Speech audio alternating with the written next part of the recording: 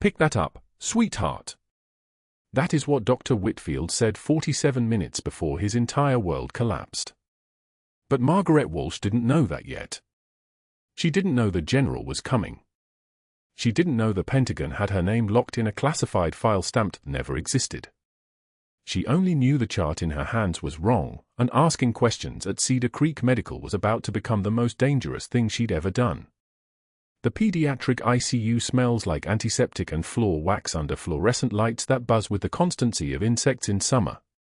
Margaret moves through Cedar Creek Medical's night shift with a precision that doesn't quite match her 3-week employment history. Her hand steady and full line on a screaming toddler without tremor. Her foot falls on the tile carrier measured cadence, boots on tile, 1, 2, 3, 4, the kind of rhythm drilled into someone who's moved through darkness with a weapon. She wears her scrubs loose enough to hide the rope of scar tissue that runs down her left forearm, old enough that it's gone nearly white against her skin. In the supply closet, tucked beneath her locker on the 3rd shelf, sits a pair of worn combat boots wrapped in newspaper. She touches them once each shift, a ritual she doesn't examine too closely. The leather is cracked at the ankles. The laces are military-grade paracord, frayed from use.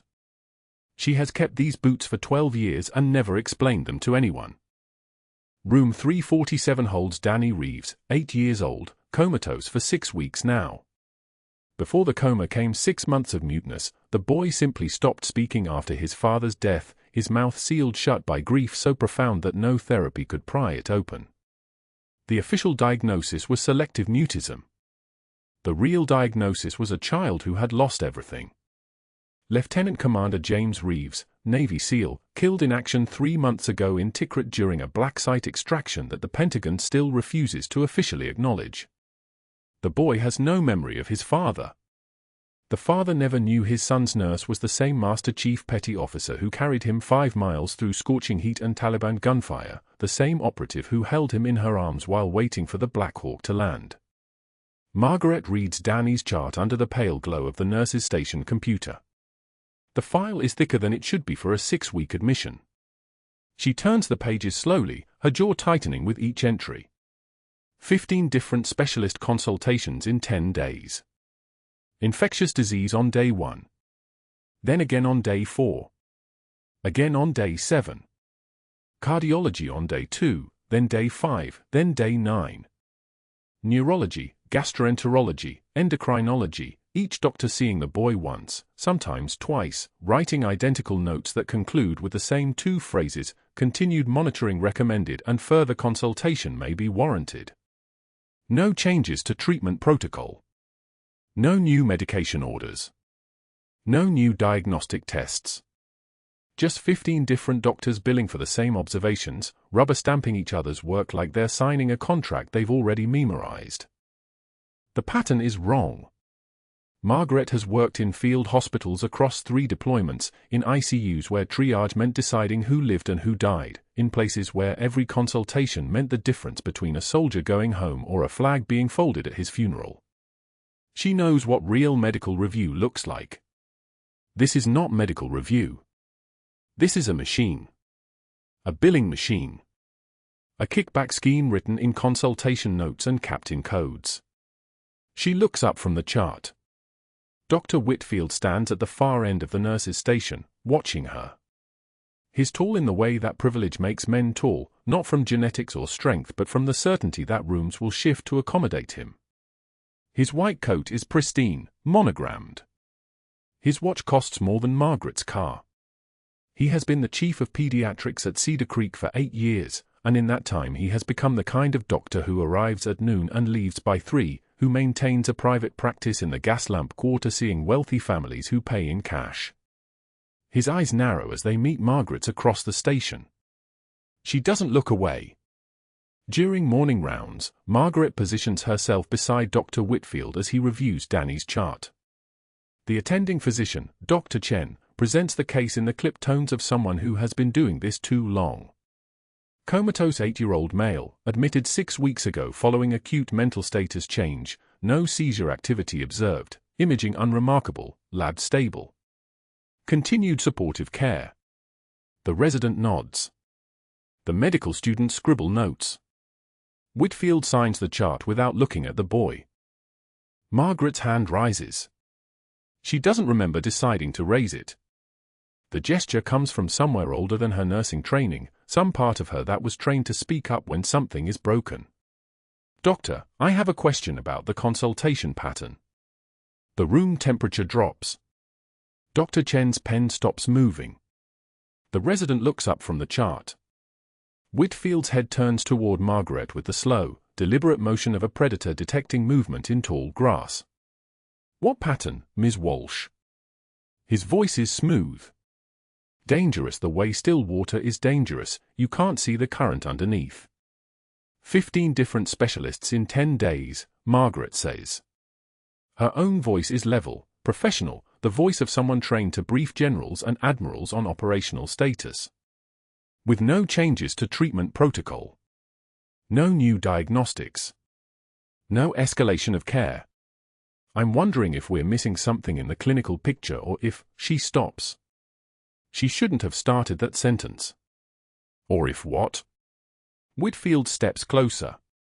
His cologne smells like money. "Or if you, 3 weeks into your employment at Cedar Creek Medical, believe you understand the clinical picture better than the 15 specialists I've brought in to consult." "I didn't say better," Margaret says carefully. "I said different. There might be something we're all missing." Dr. Chen clears her throat. "Let's move to the next patient," she says quietly. Whitfield doesn't respond. He's still looking at Margaret, his smile sharp as a scalpel. The rounds move on. Nobody else speaks. But that wasn't the worst part. The worst part happens in the cafeteria at 6:44 a.m. Margaret is holding her breakfast tray, oatmeal, black coffee, a banana she won't eat, when she hears his voice behind her. She doesn't turn around. She already knows what's coming.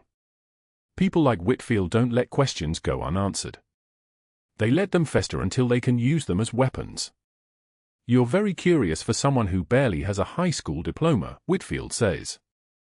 The morning shift staff is present. Maybe 20 people. Nurses, techs, a few administrators getting early coffee before their day begins. Everyone suddenly becomes very interested in their breakfast. "My education is what it is," Margaret says. She sets her tray down on the nearest table. She does not engage with the insult because engaging would require her to defend something about herself that cannot be defended without revealing things that must never be revealed. Curious to the point of insubordination, Whitfield continues. He's enjoying this. His voice carries the particular satisfaction of a man who has made someone uncomfortable in front of an audience. "Do you know what we call that in medicine, Ms. Walsh?" She doesn't answer. "Dangerous," he says. "We call it dangerous." His hand comes up. He doesn't push the tray, that would be crude. He knocks it sideways with a casual flick of a man swatting a fly. The tray tilts. The coffee spills across the table in a brown stain that looks like blood. The bowl of oatmeal tips. The banana rolls across the linoleum floor. Something clatters. The room goes quiet. The kind of quiet that amplifies sound. Margaret can hear the fluorescent lights humming their electronic song. She can hear someone's intake of breath. She can hear the soft thud of her own heartbeat, steady as a sniper's breathing. Whitfield reaches down and pulls a patient chart from the folder under his arm. He drops it at Margaret's feet. The pages scatter across the floor. He smiles at her. His teeth are very white. "Pick that up, sweetheart," he says. The words are just words. But they carry weight. They carry intent. They carry the full force of institutional power wielded by a man who believes himself untouchable. This is stage 1 of Whitfield's escalation, social dominance. Public humiliation. The establishment of hierarchy. He is testing her. He wants to see her break. Margaret looks down at the chart pages scattered across the floor. Then she looks up at Whitfield. Their eyes meet for exactly 2 seconds. There is no emotion in her face. Her jaw is not clenched. Her hands are not trembling. Her breathing has not changed. She is studying composure, in the kind of calm that comes from having already survived the worst. The kind of calm that only comes from having held your own teammate as his life leaked out into desert sand and knowing there was nothing you could do about it. She bends. She collects the scattered pages with steady hands. She aligns the corners. She taps the stack once against her thigh to straighten it. She stands. She places the chart back in Whitfield's folder, her movements precise as a surgical procedure. "Is there anything else you need, doctor?" she asks. 10 words. Not more. Not less. Whitfield's smile flickers. For just a moment, something in his eyes changes. He expected something different. Anger. Tears. Defensiveness. What he got instead was nothing. What he got was a woman who picked up a chart because he asked her to, the way you might move a piece on a chessboard. No emotion.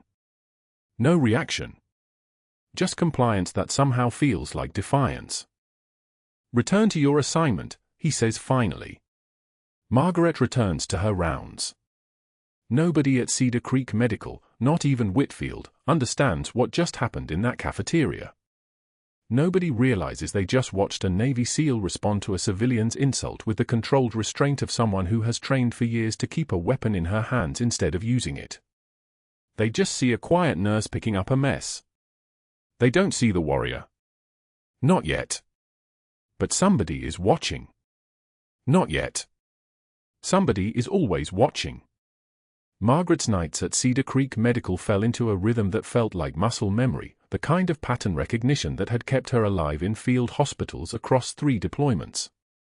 She moved through the pediatric ICU between 11 p.m. and 7 a.m., checking vitals on 7 patients, but her attention kept sliding back to room for 12, where 8-year-old Danny Reeves lay beneath a tangle of leads and tubes that seemed to multiply with each passing day.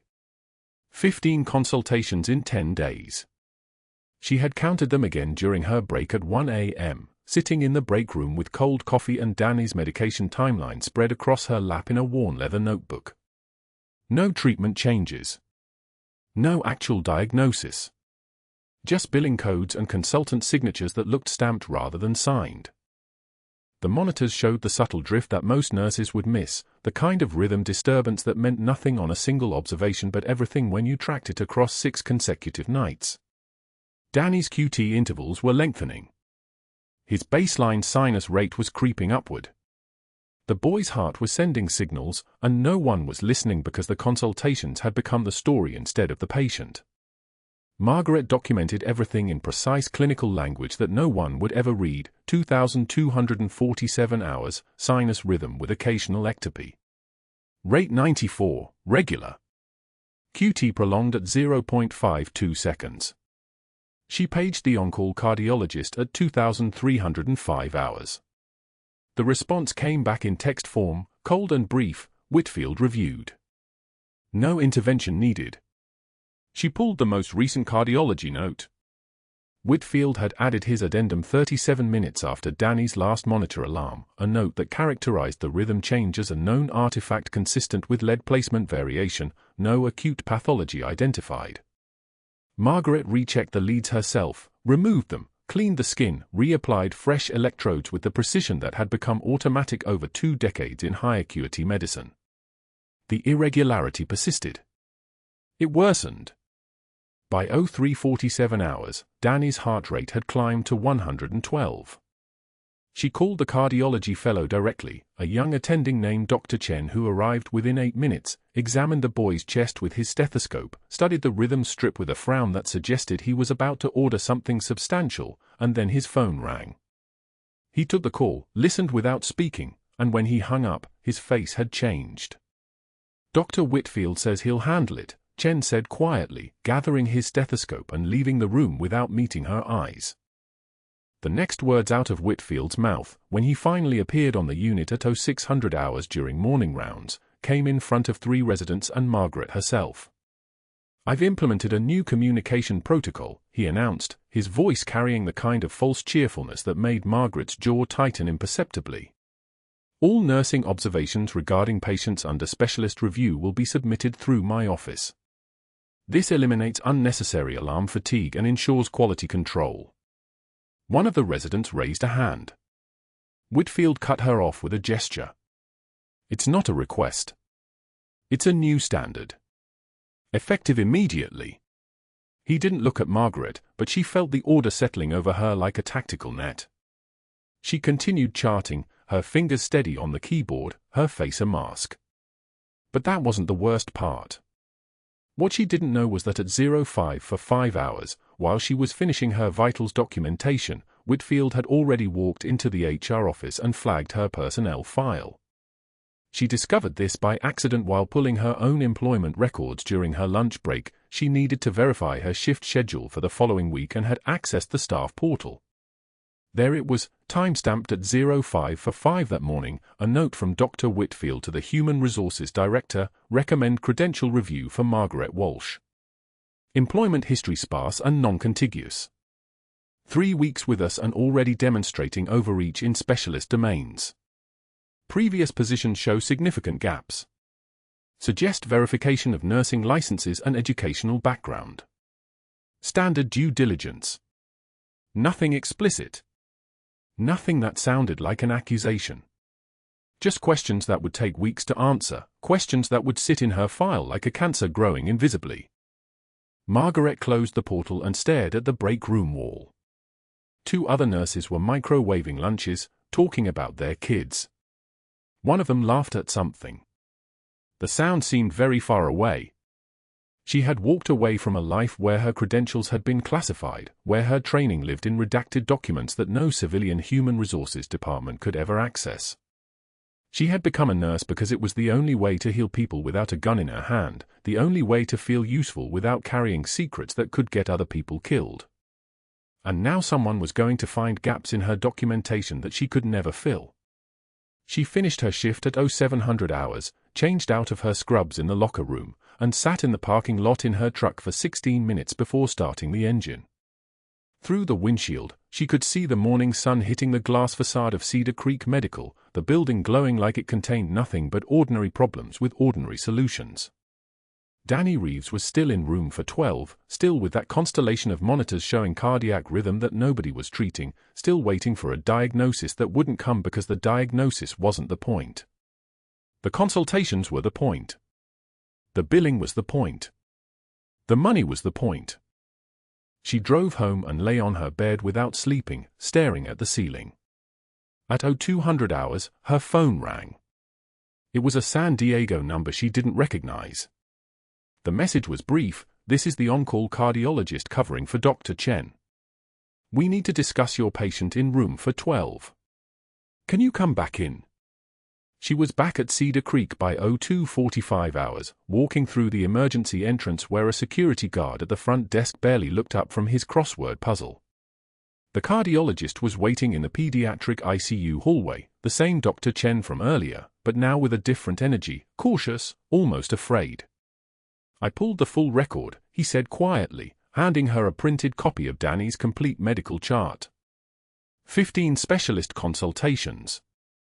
15 different doctors. 15 nearly identical notes. I've never seen anything like this, Chen whispered. It's like someone coordinated all of them to say the same thing. Margaret's hands remained perfectly still as she accepted the pages. She had seen worse than this. She had seen field hospitals where the entire chain of command was compromised, where patients died not from the injury but from the system protecting itself. She had seen it, and she had reported it, and she had watched her own service record get erased as a result of following the chain of command to its logical endpoint. "What are you going to do?" Chen asked. Margaret looked at the 14-year-old resident, because that's what he was, young enough to still believe that the truth mattered more than the structure protecting the lie. "What can I do?" she said quietly. "I'm just a nurse." She handed the chart back to him. "You're the attending. You decide." She returned to Danny's room at 0300 hours and found his grandmother sitting in the bedside chair, a small woman in a pressed grey coat who looked like she had been sitting there for years. The monitors hummed their mechanical rhythm. and for pump beeped softly every 42 seconds. His daddy had a nurse's name tattooed on his arm. The grandmother whispered into the darkness, her voice barely audible above the equipment noise. Walsh. He said she carried him 5 miles in Iraq. Carried him right out of a firefight, through the streets, back to the FOB. I always wanted to find her, say thank you. But we never could track her down. She just disappeared after that. Margaret's hand froze on the 4-pole. Her other hand, the one at her side, made a fist. She held the position for 3 full seconds. Then she released it and adjusted the boy's blanket with movements so precise they looked choreographed. Walsh is a common name, she said quietly, and her voice came out steady and flat. There are a lot of nurses named Walsh out there. I suppose so, the grandmother said, and turned back to watch her grandson's chest rise and fall, the rhythm of a body fighting something no consultant had ever diagnosed. The monitor's first alarm came at 3:16 a.m. A single tone, sharp and electric, cutting through the quiet hum of the ICU. Margaret's head snapped up from the charting station. She knew that sound the way a soldier knows incoming fire, not from experience she could explain, but from something deeper, muscle memory that lived in the space between her ribs. Ventricular tachycardia. The rhythm dancing across Danny's monitor screen in tight, organized spikes that meant his heart was forgetting how to beat and learning how to spiral instead. Margaret was already moving, her body responding before her conscious mind caught up. She crossed the 8 feet to Danny's bedside in a stride that belonged to someone who had moved through darkness under gunfire, not fluorescent hospital light. The boy's oxygen saturation was holding at 94%. Barely. His skin had taken on the color of something left in cold storage, pale beneath the tan of a child who still played outside sometimes, before the seizures started, before the 15 consultations that had changed nothing. Margaret placed her fingers on his neck. Carotid pulse already thready and rapid, weak as a prayer. She reached for the code button. The red button that was supposed to bring order but rarely did. She pressed it with the flat of her palm and spoke into the intercom with a voice that had learned not to waste syllables. Code blue, ICU Bay 4. Pediatric cardiac arrest protocol. Now.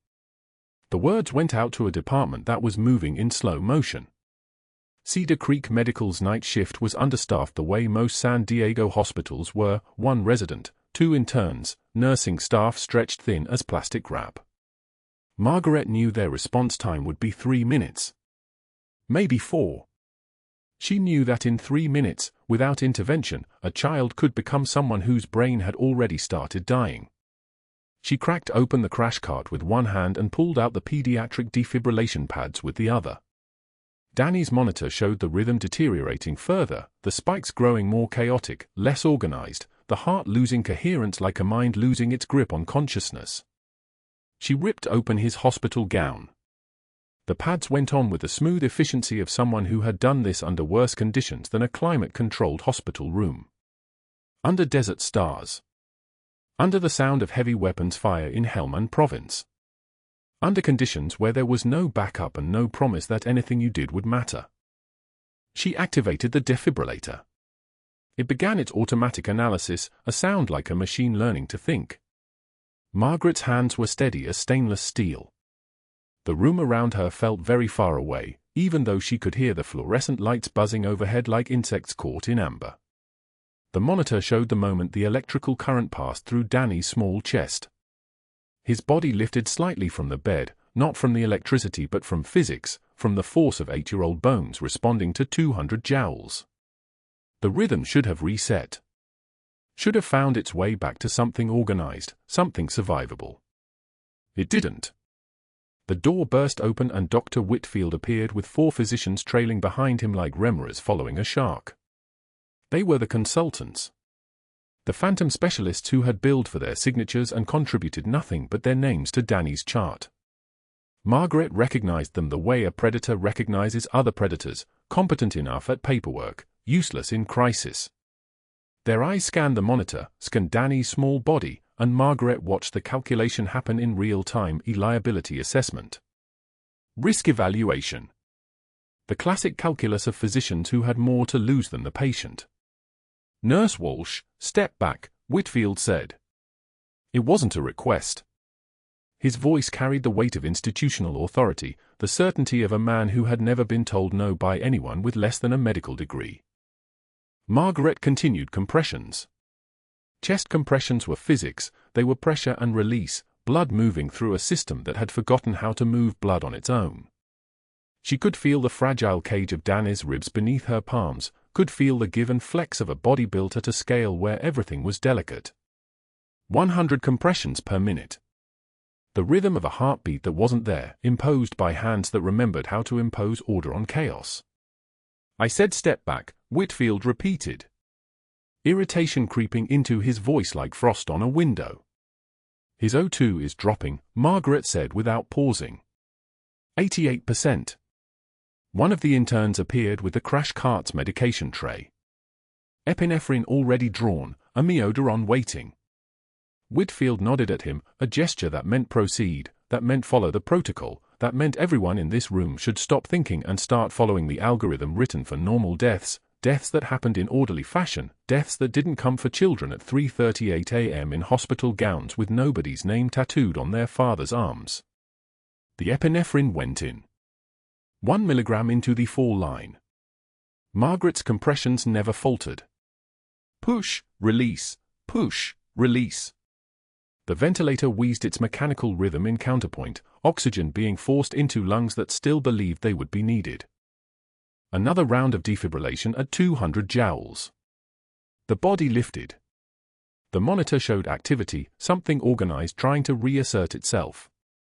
For a moment, a single moment, the rhythm looked almost normal. Almost viable. Almost like the kind of heartbeat that might sustain a child through the next hour, the next day, the next year of life stretching out ahead. Then it degraded. Ventricular fibrillation now. The worst rhythm of all. Not chaos, but something worse than chaos, the complete loss of organized electrical activity. The heart was no longer beating. It was vibrating. It was dying. Again, Whitfield said, and the amiodarone went in. 300 milligrams. Margaret knew the protocol. She had learned it under sand and stars, had learned it in field hospitals where the equipment was rudimentary and the patients were soldiers with catastrophic wounds. But she had also learned something else. Something they taught you after you taught you the algorithms. She had learned to read a body, to listen to the silence beneath the sounds, to feel the difference between a heart that wanted to beat and a heart that was trapped. Danny's chest felt wrong. Too full. The compressions were meeting resistance that had nothing to do with the normal resistance of a child's ribs. It was resistance from inside, from something pressing outward, something that had filled the space around his heart like water filling a closed container. Pericardial effusion. Fluid. The heart being crushed from outside the way a hand closes around a bird, squeezing until the bird forgets how to breathe, forgets how to beat, forgets how to be alive. He needs a needle, Margaret said. Her voice was steady. Flat. The voice of someone stating a fact the way you might state that water is wet or that gravity pulls downward. Pericardiocentesis. Now. Whitfield looked at her for the first time. Really looked at her. His eyes held something she recognized, the contempt of a man watching someone beneath his station dare to think they understood something he didn't. Nurse Walsh, you've done enough. Security. The security guard at the door, older, with faded navy patches on his jacket that meant he understood hierarchy but also understood medicine, didn't move. His oxygen is falling, Margaret said. She continued compressions. The rhythm on the monitor showed no change. She had 9 minutes now. 9 minutes since the alarm sounded. 9 minutes until the calculations people like Whitfield made started to seem reasonable. 9 minutes until the decision to stop became a decision nobody in this room could dispute. She's right, one of the interns said quietly. She was young, probably 3 years into a residency that had taught her to doubt herself more than to trust the evidence in front of her. But she had seen something in Danny's chest. Some inflation, some bulging of the normal anatomy that said something was wrong with the basic physics of what they were trying to do. Whitfield's face reddened. Not with embarrassment, Margaret had learned to read the response in the faces of people who had never been corrected by a subordinate and found that they did not enjoy the experience. "We're following ACLS protocol. The patient is being managed appropriately." "The patient is dying," Margaret said. Silence. The kind of silence that happens in a room where someone has said the true thing that everyone else was trained not to say. The monitor continued its electronic rhythm. The ventilator continued its mechanical breath. And a child's body continued the process of beginning to die because his heart was being crushed by fluid the people around him had been trained to ignore. Margaret's jaw tightened. Imperceptibly. The trembling that might have come was not fear. It was restraint. It was the discipline of a person who had learned, long ago in places with different names, that there were moments when the only acceptable response was action, and that action came most cleanly when it came without the burden of asking permission from people whose job was to deny it. She set up the pericardiocentesis tray with hands that knew exactly how to do this. 18-gauge needle. Sterile field. The space between the 5th and 6th ribs on the left side, the needle angled toward the shoulder, toward the space where fluid would accumulate, where it was crushing the only organ that mattered right now. "What are you doing?" Whitfield said. The question was redundant. He could see what she was doing. "My job," Margaret said, and her voice had changed. The deferential tone was gone. This was the voice of someone who had been given orders by commanding officers with more authority than any hospital administrator ever possessed, who had moved through gunfire and rubble and the worst moments of human violence without breaking, without hesitation, without the luxury of asking permission. She looked at Whitfield. Directly. Held his eyes the way soldiers held the eyes of other soldiers to communicate something beyond words. "You can fire me in 5 minutes." The needle was already moving. Already sliding through the thin wall of muscle and fascia. Already finding the space where 200 milliliters of fluid had accumulated around Danny's heart, where every compression Margaret had performed had meant nothing because the heart itself was imprisoned. The fluid came back into the syringe, dark and amber in the fluorescent light. 50 milliliters. 100. The pressure inside the pericardium releasing the way a pressure valve opens when the system becomes too full. On the monitor, the rhythm changed. What happened next didn't just silence the room, it began to change the course of everything that would follow. The rhythm on the monitor shifted. Organized. A heartbeat where none existed seconds before. Margaret's gloved hand remained on Danny's exposed heart, feeling it flutter under her palm like a bird testing its wings, the muscle still fragile but alive, responding to the direct massage she'd maintained for 43 seconds while blood pooled in the surgical field. She didn't remove her hand yet. The technique wasn't textbook, no nursing school taught open cardiac massage, hands directly compressing the ventricular wall. She'd learned it in a combat surgical tent outside Tikrit in 2011, when the power failed during a massive transfusion and a Marine surgeon named Holloway had placed her hand on a dying soldier's exposed heart and said, "Feel that? You're holding his life." The heart beat again. Stronger. Margaret watched the monitor climb, systolic 60, 70, 80, 90. Independent rhythm. No longer dependent on her compressions. She withdrew her hand slowly, allowing the surgical resident to close the pericardium with running 4-0 silk sutures while she stepped back, blood to her elbows, breathing controlled and even. The room was silent except for the steady beep of the cardiac monitor and the whisper of the ventilator. Danny Reeves was alive. Whitfield's voice cut through the silence like a blade. "Everyone out. Now." Not a request. Not a question.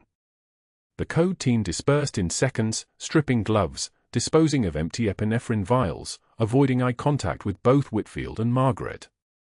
The attending surgeon lingered for one moment, his eyes meeting hers, a look that contained both gratitude and calculation, the knowledge that he'd just witnessed something extraordinary and something that would create complications he couldn't afford. He left. Whitfield stepped closer, his jaw tight, his eyes moving from the blood on her hands to her face. You just ended your career, he said quietly. I'm calling the board. The State Licensing Bureau. The police. You assaulted a patient. Margaret stripped off her gloves, placed them in the biohazard container without a word. She looked at him for exactly 2 seconds, not defiantly, not submissively, just looking. Then she walked toward the supply room to clean up, her footsteps steady on the tile, the sound of her shoes the only response she offered. Whitfield's hand shot out, grabbing her wrist. His grip was hard. Did you hear me? Margaret turned back. Her voice was quiet. I heard you, Doctor. She didn't pull away. She simply waited, and something in that waiting, something in the absolute absence of fear in her eyes, made Whitfield release her. She walked away. By sunrise, her Cedar Creek Medical badge had been deactivated remotely. The access card no longer opened the staff entrance. By noon, 2 hospital investigators arrived at her apartment in Pacific Beach with notepads and expressions of practiced concern. They sat at her kitchen table, drinking the coffee she offered, asking questions that had no good answers. Where had she worked before Cedar Creek? Margaret provided 3 references. Pediatric intensive care at a facility in Maryland. Trauma rotation at a hospital in Washington State. Surgical nursing at a clinic in San Diego proper. All disconnected phone numbers. All addresses that led to buildings that had changed names twice since she'd supposedly worked there. All of it cleaned up. SOCOM had erased her employment trail after the ticket extraction went sideways, the black site operation that wasn't supposed to exist, the diplomat's son they'd pulled out of a basement, the extraction that triggered an international incident buried so deep that official channels had to bury her identity along with it. Master Chief Petty Officer Margaret Walsh had never existed in any public database, and the moment the operation became compromised, she'd become someone else entirely. The investigators made phone calls during the meeting, their voices shifting from cooperative to accusatory. Unable to verify any clinical experience prior to current employment, one of them said into his phone, reading from his notes. Suspect fraudulent credentials. Recommend immediate action. Margaret sat quietly. She didn't defend herself. She didn't explain the gap. She couldn't. The paperwork that would prove her training existed only in classified files, in black site documents, in operational summaries filed in Pentagon offices under classification levels that required presidential clearance to access. By 6 p.m., she sat in the hospital administrator's office on the 5th floor. The man behind the desk was named Peterson. He was 64, with the kind of careful politeness that came from having fired people before and wanting to appear sympathetic while being thoroughly protected by liability law. Margaret, he said, and her last name hung in the air like an accusation. The board has made its decision. We cannot retain someone with unverifiable credentials, especially after the incident last night. He slid a folder across the desk. Termination papers. Gross negligence and practicing medicine without a license. The words were printed in Times New Roman, official and permanent. Margaret picked up the pen he offered. She didn't read the forms. She signed each page. Her handwriting was neat. Her hand didn't shake. Peterson seemed almost disappointed by her composure. He'd expected tears, denial, the performative distress that made terminations feel righteous. Instead, he got a woman who handed back his pen and said, "I'll return my badge." He nodded. She walked to her locker on the pediatric ward, changed out of her scrubs, and placed her hospital badge on the shelf where new hires hung their personal items. The badge was still warm, still carrying the imprint of her presence, the ID photo taken 3 weeks ago when she'd walked in believing she might actually make a difference here. She left it there and walked out of Cedar Creek Medical at 6:08 p.m. on a Tuesday night. 2 days later, she sat in her truck in the parking garage of her apartment complex. Engine off. The battery-powered clock on the dashboard read 3:14 a.m. Her forehead rested against the steering wheel, and she'd been in this position for 43 minutes without moving. The pair of worn combat boots sat on the passenger seat, desert tan leather with the combat laces she'd replaced twice, the soles worn smooth from concrete and sand and asphalt across 3 deployments and 12 years. She'd kept them in a locked footlocker under her bed since 2015, brought them here from San Diego to Pacific Beach when she'd transitioned into civilian nursing, and never explained to anyone why she preserved a pair of used military footgi like a relic. The garage light above her truck flickered. Died. Came back to life. Her phone had buzzed 12 times in the past 2 hours. Messages. Voicemails. She didn't check them. In the darkness of the truck, with nothing but the faint glow from the parking garage lights filtering through the windows, Margaret sat absolutely still and allowed herself to feel the weight of everything she couldn't say, everything she couldn't defend, everything she'd sacrificed by stepping into that operating room and refusing to let a child die because of politics and liability and a doctor's need to protect his embezzlement scheme. The phone buzzed again. 13th time. She didn't answer it.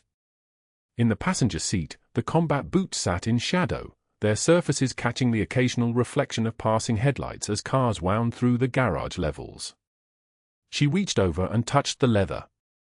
It was cold. Everything was cold. 3 days later, Margaret returned to Cedar Creek Medical in civilian clothes, dark jeans, a grey pullover, her hair tied back with a rubber band. Not a uniform. Not a badge. Just a woman moving through the lobby at 10 a.m., carrying a manila envelope containing her final paycheck, wanting to extract it from the administrative office without encountering anyone from the nursing staff or, worse, Whitfield. The hospital was busy on a Tuesday morning, families in the waiting room, staff moving with purpose, the background hum of a medical center running at capacity. She was almost to the administrative corridor when a voice spoke from the seating area near the main entrance. Arabic first, then English. A single word, spoken with shock and recognition. Valkyrie. Margaret stopped. Turned. A man stood, someone she recognized from the pediatric ward, someone she'd seen in the hallway during rounds, the father of Danny's roommate, a thin man in his 50s with eyes that had seen too much. The boy who'd been in the room next to Danny had a visitor, and his father had been sitting there, and now he was standing, staring at Margaret with the expression of someone who'd seen a ghost. He spoke rapidly in Arabic, answering his own question, confirming something he barely believed. Tikrit, 2011. Phi Base Charlie. The extraction. He moved toward her, his voice gathering strength. You carried 3 wounded through enemy fire. For 8 kilometers. They called you Valkyrie because you'd fall from the sky and take the dead and dying with you. Margaret's composure remained absolute, but something in her chest tightened. Before she could respond, a voice spoke from near the security desk. What was your rate? The retired Navy veteran who'd been posted as security guard during the code, the one who'd watched her perform the chest compressions, stepped closer.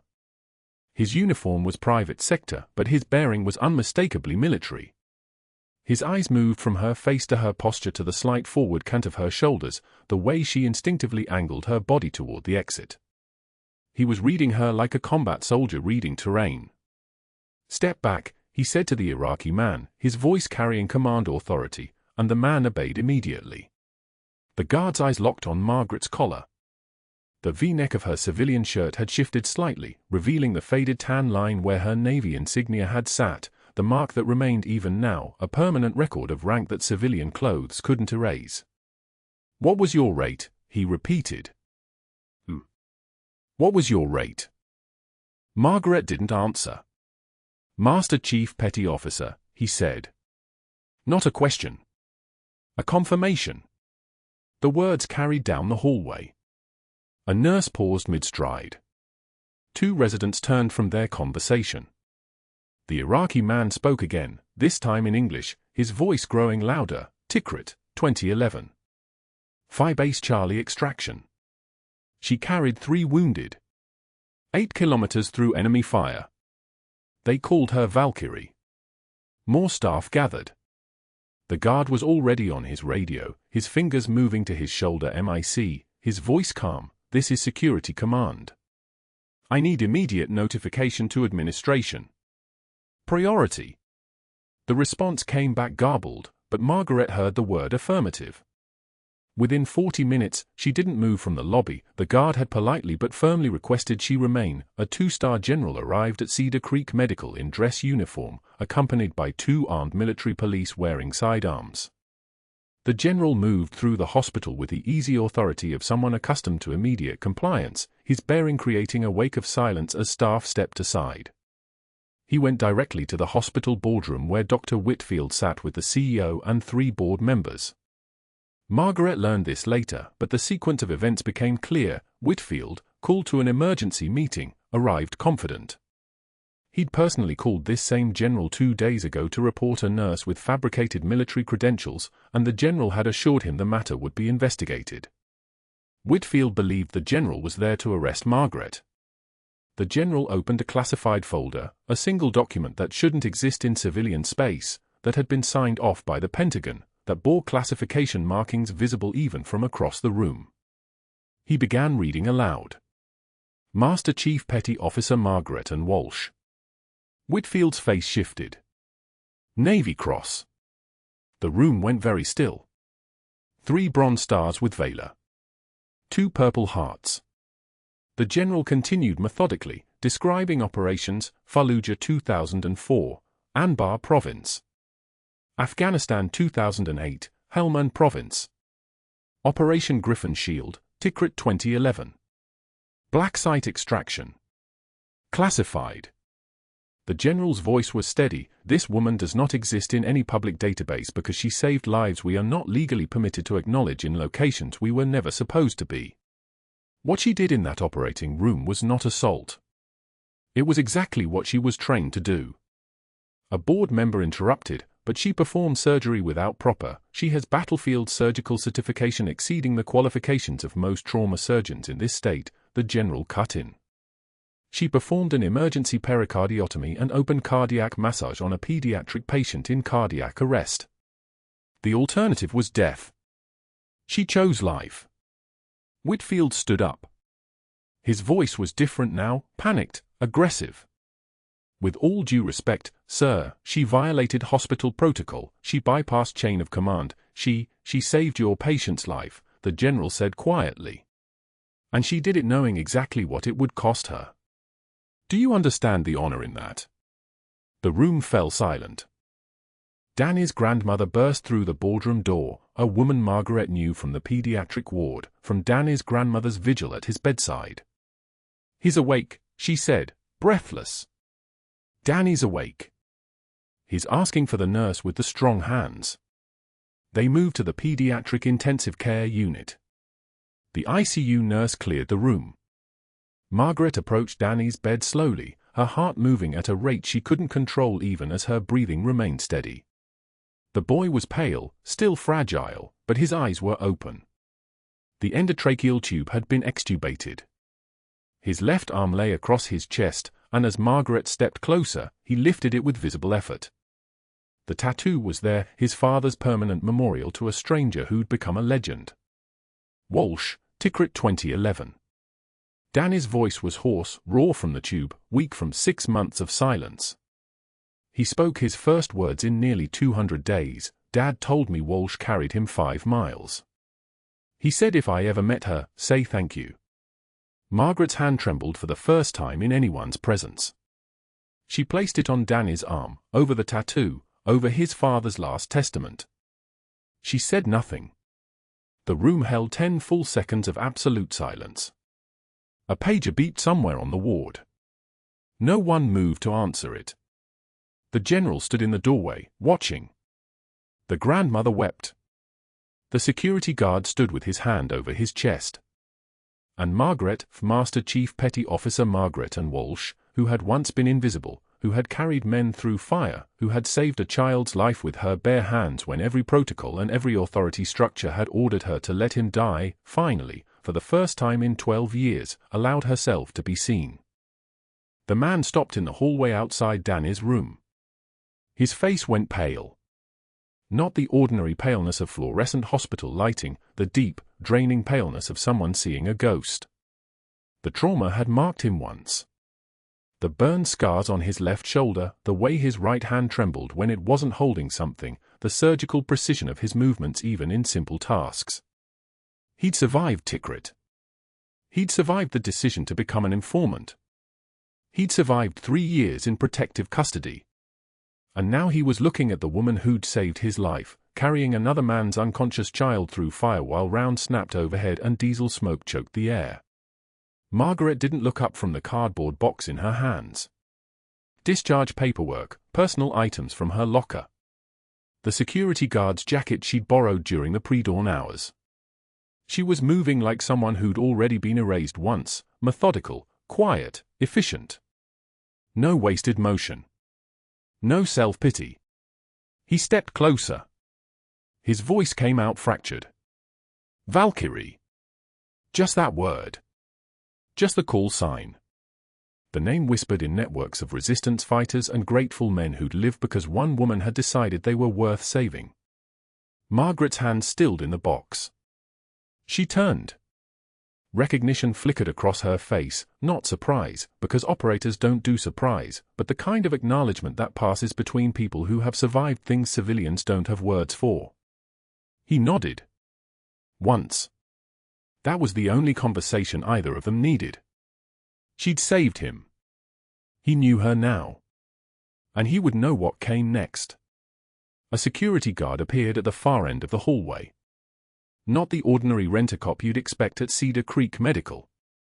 This man moved differently, shoulders squared, posture military, the kind of spatial awareness that comes from training, not tenure. Retired, probably. Maybe Navy. The way he looked at Margaret's shoulders, at the way she carried the box, at the faded tan line visible on her neck where her collar had been, suggested he'd been studying people for longer than just the past few minutes.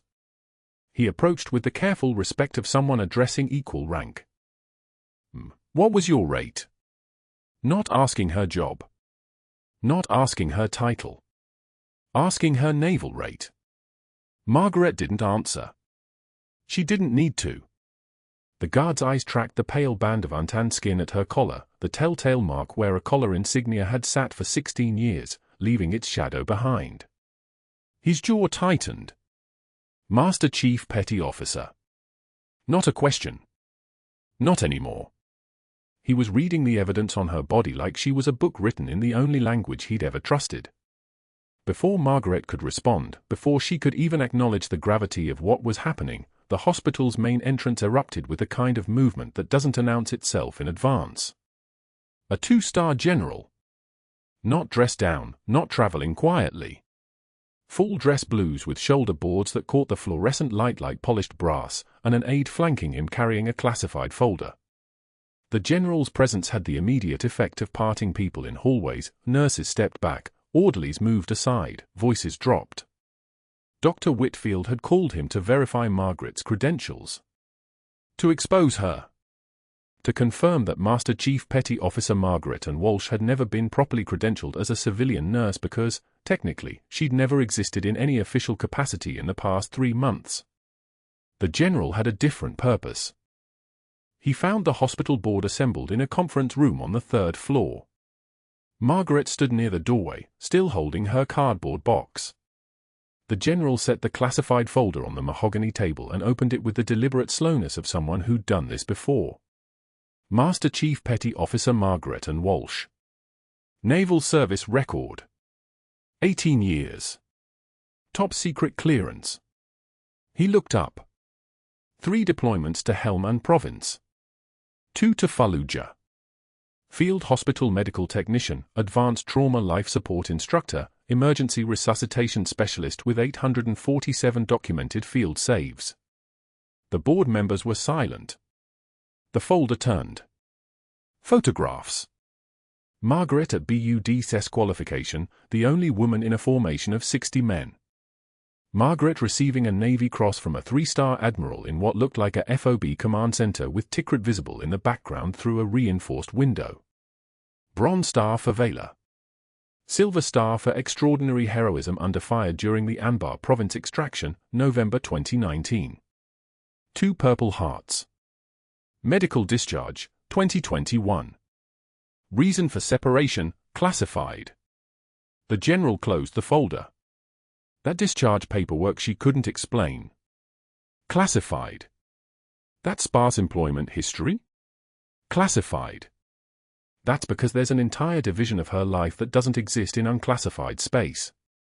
It was erased to protect diplomatic channels after a black site extraction went sideways. The door to Danny's room opened.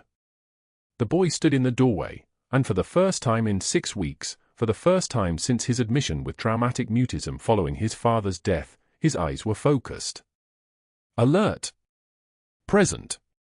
He saw Margaret. He lifted his arm. The bandage around his wrist from the fall line caught the light. His father had been a Navy SEAL, Lieutenant Marcus Reeves, killed in Tikrit 3 months ago. The boy's forearm bore the tattoo his father had worn.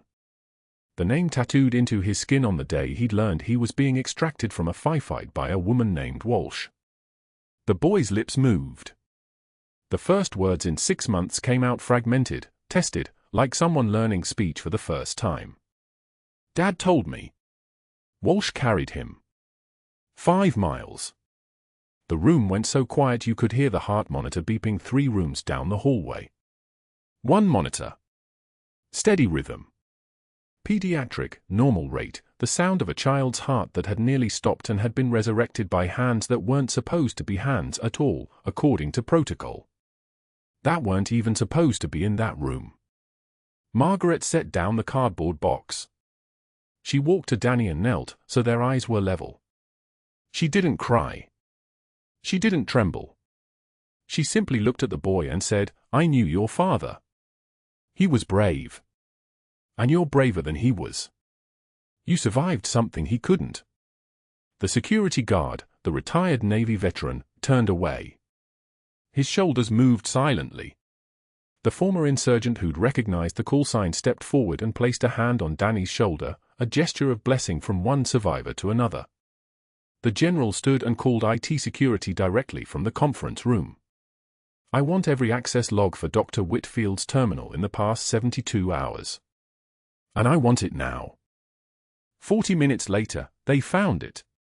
The attempt to modify Danny Reeves' medical records at 11:19 p.m., 17 hours after Margaret was fired. An unauthorized access to the hospital database, flagged and locked automatically. The IT director's hands were shaking as she reported it. He tried to alter the timestamps. All 15 consultation entries. He was going to delete them and redate them to before Margaret was hired. Make it look like the phantom consultation started in July, before she could notice. The billing department had already run their own analysis by then. 53 duplicate billing entries, $78,000 in insurance fraud, medications charged to Danny's account that were never administered, consultation fees from specialists who weren't even in the state during the documented visit times. 3 of those specialists, when called directly, said they'd never provided any consultation. Their digital signatures had been forged. The security footage arrived next, uploaded from the cafeteria archives by an anonymous staff member who'd held it for 3 weeks. The footage showed Whitfield knocking the tray from Margaret's hands. Saw him toss a patient chart at her feet. Heard him call her sweetheart like it was an accusation. Watched her pick up the papers with steady hands and continue her shift as if nothing had happened. The video went to the State Medical Board at 8:15 a.m. on Wednesday. The FBI Healthcare Fraud Task Force arrived at Cedar Creek Medical by Thursday afternoon. They spent 6 hours in the billing department. They subpoenaed 15 specialists' bank records. One by one, the network unraveled. 8 specialists had no idea their names had been used. 3 were complicit, receiving kickbacks through a shell consulting company registered to an address in Pacific Beach that led directly back to Whitfield. The federal agents conducted their interviews with clinical precision. Margaret sat across from a fraud investigator and provided the photograph she'd almost deleted, her notes from that first night, the suspicious pattern she'd documented, margins filled with questions that had cost her everything. Friday morning brought the search warrant. An FBI agent arrived at Cedar Creek Medical at 6:19 a.m. with a tactical team and federal authority written in every movement. They went directly to Whitfield's office. He arrived 30 minutes later to find his files being catalogued, his computer carried out in an evidence bag, his desk drawers opened by gloved hands that didn't ask permission. His face cycled through emotions: denial, anger, calculation, collapse. An agent called his name. It wasn't a request. It wasn't even particularly loud. "Dr. Whitfield, we need you to come with us." The handcuffs made a distinct metallic sound. Not dramatic. Just a fact. Click. Click. He was escorted through the main lobby at shift change. Past the nurses' station where staff stopped moving and simply watched. Past the cafeteria where Margaret had bent to pick up scattered papers. Past the ICU where Danny Reeves was breathing on his own, his heart rhythm steady, his voice finally learning how to form words again.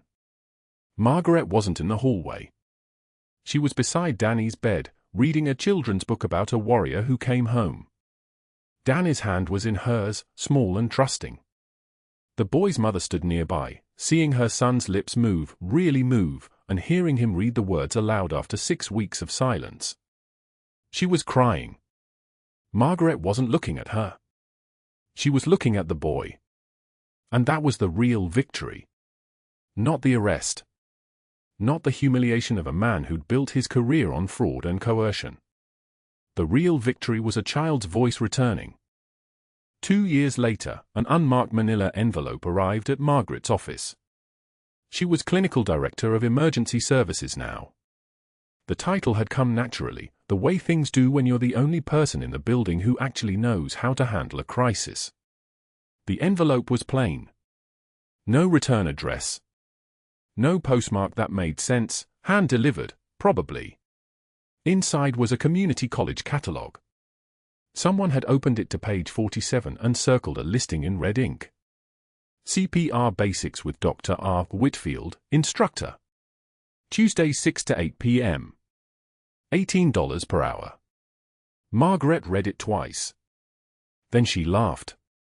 The kind of laugh that comes from understanding poetic justice at a cellular level. Dr. Whitfield's medical license was permanently revoked. His plea deal required 2,000 hours of community service teaching basic life support. His pension was seized to pay $1.7 million in restitution to victims. The 15 specialists faced varying consequences. 3 lost their licenses, 8 received suspensions, 4 were completely cleared when forensic analysis proved their signatures had been forged without their knowledge. Someone at the community college had apparently thought it was funny, having Whitfield teach CPR to people who didn't know they were being instructed by a fraud. Margaret showed the catalogue to the security guard, now her fiancé, now the director of hospital safety, now someone who'd learned over 2 years that this woman was the best decision he'd ever made. He laughed until coffee came out his nose. That afternoon, Margaret drove to the National Cemetery with Danny. He was 10 now. He spoke in full paragraphs, his selective mutism resolved through therapy she'd arranged and funded privately. They stood at Lieutenant Marcus Reeves' grave. Danny placed a picture against the headstone, a drawing he'd made himself, a nurse carrying a soldier, the caption in careful child's handwriting, "She saved us both." Margaret's hand rested on the boy's shoulder. He looked up at her and asked, "Do I call you Margaret or Master Chief?" She smiled. A real smile, the kind that transforms a face from stern to something almost gentle. "Just Walsh. Call me Walsh." On the drive back to San Diego, Danny asked if she still had the boots. She did. They were displayed in a shadow box in her office, next to her Navy Cross and a photograph of her BUD-3 graduation class, the only woman in a formation of 60 men, every face around her stone serious, and her face exactly the same. No celebration. No acknowledgement. Just a woman doing what had to be done. That evening, Margaret returned to Cedar Creek Medical for a final paperwork review. She was walking past the break room when she saw it, a surgical resident verbally demolishing a new floor nurse, someone young and frightened, someone clearly on their first week. The resident's voice carried the specific contempt of someone who'd never been challenged. Margaret's voice cut across the hallway. Not loud. Just clear. "Doctor. My office. Now." The resident's spine straightened immediately. 18 years of command authority doesn't disappear just because you wear scrubs instead of dress blues. She turned to the shaking nurse. You did nothing wrong. Take your break. Walk to the parking lot. Get some air. When you come back, I want a written account of what he said, and we're filing it. The new nurse nodded, eyes glistening with something that might have been gratitude or relief or both. The quietest person in the room might be holding it all together. If you've ever been dismissed for being quiet, if you've ever been underestimated because you didn't broadcast your strength, if you've ever had to carry something nobody else could see, hit that subscribe button. Because stories like Margaret's, they're out there everywhere.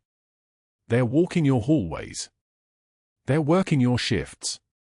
And sometimes, the person everyone overlooked is the one who saves everything that matters. Like, comment, and subscribe for more stories about heroes nobody saw coming.